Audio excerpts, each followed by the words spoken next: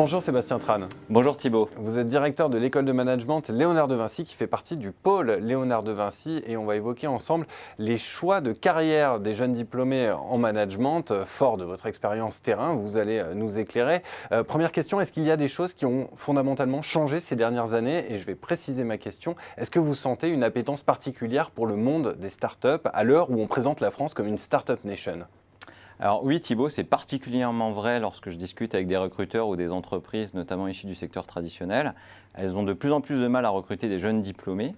C'est d'ailleurs une tendance qui se confirme dans certains chiffres. Une étude d'Accenture Stratégie montre que les diplômés en 2017 sont seulement 25% à vouloir travailler dans un grand groupe de type L'Oréal, Auchan ou Total, qui sont pourtant des belles marques. Et en plus, on constate que c'est 8 points de moins que les 2 promos précédentes. Donc c'est vraiment une tendance, je dirais, qui perdure depuis 3 ans. Alors comment est-ce que vous expliquez cette tendance? Quels en sont les ressorts?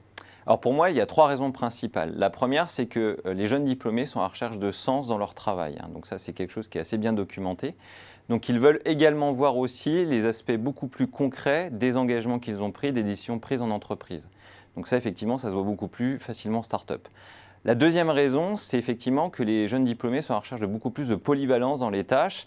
Donc ils ne veulent pas faire 12 mois de comptabilité ou de marketing, ils veulent plutôt toucher à tout, ce qui leur permet effectivement, finalement, de varier les tâches et aussi d'acquérir un petit peu plus d'expérience sur des compétences qu'ils n'ont pas forcément eues au départ.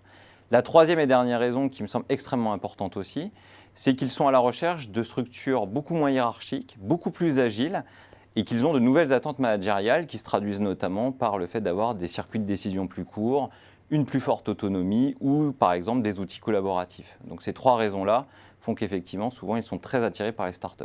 Pourtant, malgré ce que vous avancez, le monde des startups, c'est un monde difficile, on travaille beaucoup, on gagne moins, il n'y a pas d'avantages sociaux, les entreprises sont moins pérennes. Est-ce que vous pensez qu'une frange des jeunes diplômés peut être victime quelque part d'une forme d'image un peu glamour des startups, du monde des startups qui ne correspondrait pas à la réalité?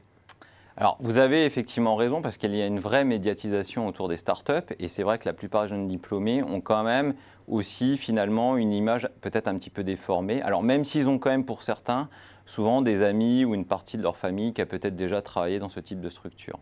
Néanmoins, et malgré finalement les informations qu'ils ont, ils sont quand même prêts à s'engager dans ce type de structure qu'ils voient plutôt comme effectivement un mode d'apprentissage et d'expérience accélérée. Et je dirais même que pour certains, c'est presque un prolongement naturel de leurs études. C'est-à-dire que pour eux, l'idée, c'est d'acquérir des compétences complémentaires de manière très très rapide. C'est presque une ligne de plus dans leur CV. Et on voit aussi beaucoup de jeunes diplômés qui sont passés dans les startups qui, au bout de 12 à 18 mois, finalement, vont recandidater dans des structures plus traditionnelles de type PME, ETI ou grands groupes. Eh bien, merci Sébastien Tran d'être venu décrypter cette tendance des jeunes diplômés à vouloir débuter leur carrière dans les startups. Merci beaucoup, on comprend mieux. Merci Thibault.